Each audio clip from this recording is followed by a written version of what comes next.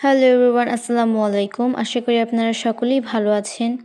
তবে আমরা কিন্তু মোটেও ভালো নেই। কালকে রাত থেকে টানা বৃষ্টি নেমেই চলেছে। আজকের সকাল অবধি একবারও থামার নাম নেয়নি। সাথে প্রচণ্ড পরিমাণে বাতাস ছিল, বের হওয়া যাচ্ছিল না, তবুও ভিডিও করার জন্য বের হয়েছিলাম। তো এরপরে ঘরে চলে আসি নিত্যদিনের মতোই।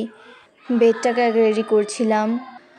জানেনই তো আমাদের ঘরে 2টা বেবি আছে, তো তার জন্য তো ইউরিন ম্যাটটা বিছাতেই হবে অবশ্যই। তো এরপরে আমি সকালে নাস্তাটা সেরে নিয়েছি, এরপরে একটু বাইরে বেরিয়েছি।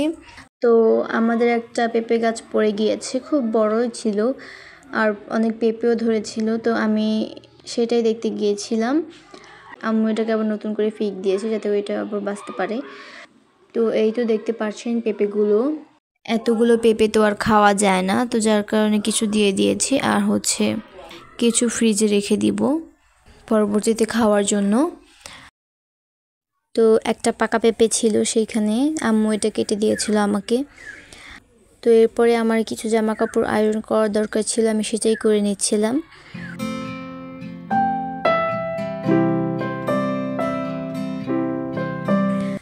তো এই তো আমার সবগুলো আয়রন করা শেষ, আমি এখন এগুলো রেখে দিচ্ছি।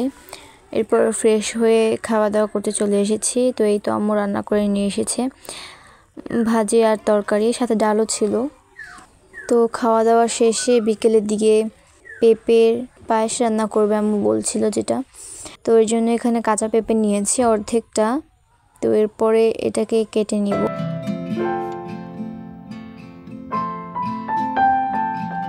তো দেখতেই পাচ্ছেন এটাকে ছুলে নিয়েছি।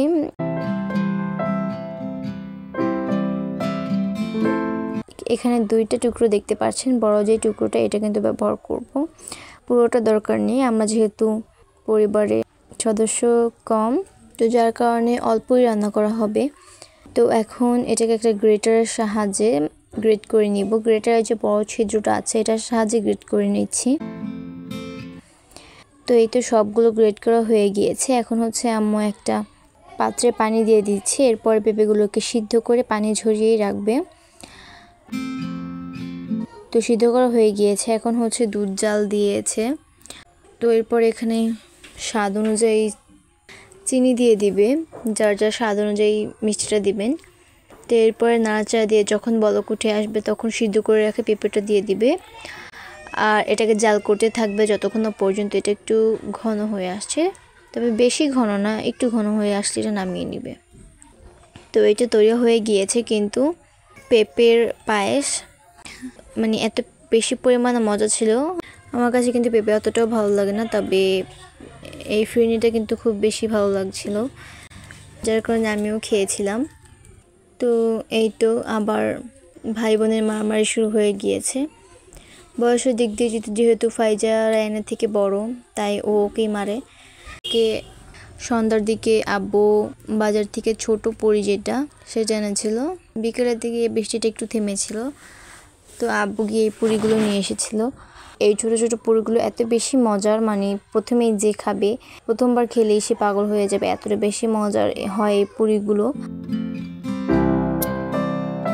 তো খাওয়া দাওয়া শেষ করে এখন ঘুমাতে যাব, আর ঘুমাতে গিয়েও কিন্তু নাচানাচি শুরু করেছে, টিভি দেখছে আর নাচছে।